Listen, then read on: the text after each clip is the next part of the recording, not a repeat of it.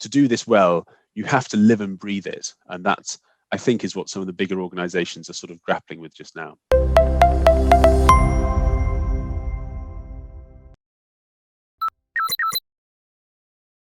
Hello, I'm ESG Clarity Deputy Editor Natasha Turner, and welcome to the July 2021 issue of our digital magazine. This magazine is all about impact investing, so who better to be joined by today than Wheb Asset Management Partner and Fund Manager Ted Franks, who's going to be talking to us about Wheb's Sustainable Impact Fund and a bit about the area in general. So it's great to have you with us today, Ted. Thanks, Natasha. Really pleased to be here. Great. So to start off then, tell me briefly about Wheb's approach to impact investing, and then a few key details about Wheb's Sustainable Impact Fund, maybe the top 3 favourite points. So Wheb is a long-standing member of the listed equity impact investing community. I think we were the first members of the Global Impact Investing Network in 2012. The strategy actually traces its heritage right back to 2006. We've always been thinking about impact investing, and that's always been distinct as we see it from ESG investing. So the critical distinction being what the company actually does, where it earns its revenues. So providing products and services which are solutions to sustainability challenges, those are impactful activities, as opposed to ESG investing, which would be more concerned with how the company does what it does.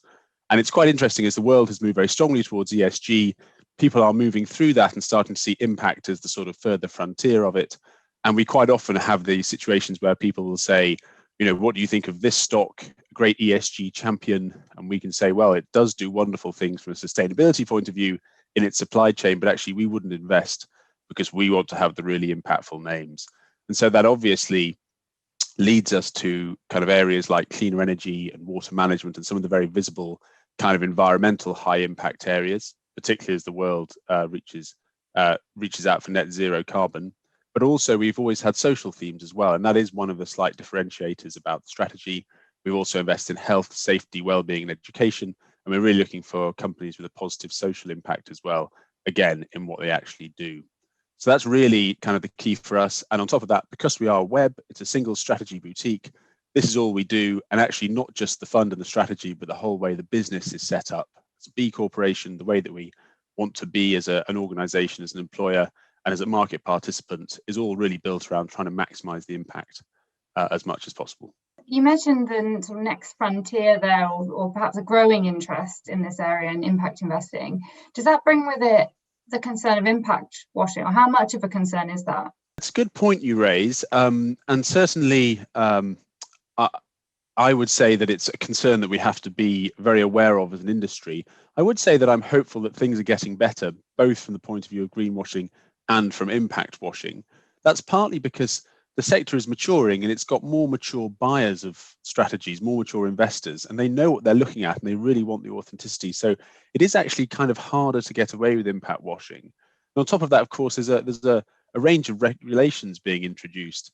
Most recently, the SFDR regulations coming out of France and Europe, which really are helping to clarify when a fund makes a claim to be impactful or just an ESG fund, really where it sits along that sort of spectrum. So it's definitely a worry, but I think actually things are probably moving in the right direction. With impact as opposed to ESG, I think it's a little bit harder to get away with impact washing as well, because I think most people instinctively, when they look at what a company actually does and how it earns its revenues, it fairly quickly becomes clear whether we're talking about a company that's genuinely impactful, where of course with ESG, some of the lines can be a bit more blurred and there's more leeway for company claims to be, not untrue, but certainly more flexibly interpreted. So I think impact washing is probably less of a risk and we're probably moving in the right direction with it, but it is definitely still there. And we would advise people who are interested in impact investing to really think about the authenticity of the product they're being offered. You mentioned as well there maybe more mature buyers. I'm not sure those are your exact words, but there are some, particularly some of the bigger names, just starting to really get into impact investing. And having been in the area a long time at Wheb, what would your advice be to people who are starting out? Well, I mean, certainly for individuals getting into impact investing, first of all, I'd say, yeah, absolutely come. The world needs as many people as possible who are interested in this space. And in a way, for individuals, it's probably quite easy because we're so conscious now, everybody really globally, with the increased information and digital world that we live in, it's so much more visible what your sort of footprint is in kind of every walk of life. So it's not that difficult to be aware and have the information to your fingertips, which helps you be conscious as an investor and helps you be an impact investor.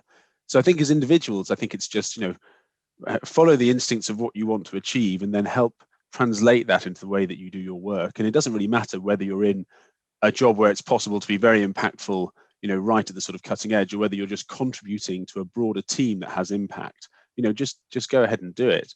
I think for the organizations getting into the space, I think there is a bit more of a challenge, because it's very, very important to be authentic about this. And I think the investment industry is having to make a fairly significant pivot, because for decades it's been built around this very simple model, which has been led simply by financial performance, which has been simply defined by relative benchmark performance. And there's been the ability to sort of grey those lines and play with that information a little bit to try and make your product look more attractive. But actually, if you're going to be an authentic impact investor, you do have to be prepared to say, we are going to be absolutely committed to being an impact investor, and we are going to steer away from impact washing, and we will not compromise our desire to be impactful in everything that we do. And that's quite a challenge, and it's very interesting reconciling that with being fully performance focused, as all investment managers should be. So that's kind of the key challenge for an organization, is really understanding that to do this well, you have to live and breathe it. And that's, I think, is what some of the bigger organizations are sort of grappling with just now. Well, there'll be much more from Ted in the write-up in the magazine, so we'll be exploring these issues in more depth there. But thank you very much for joining me today, Ted. Great, Natasha. Glad to be here.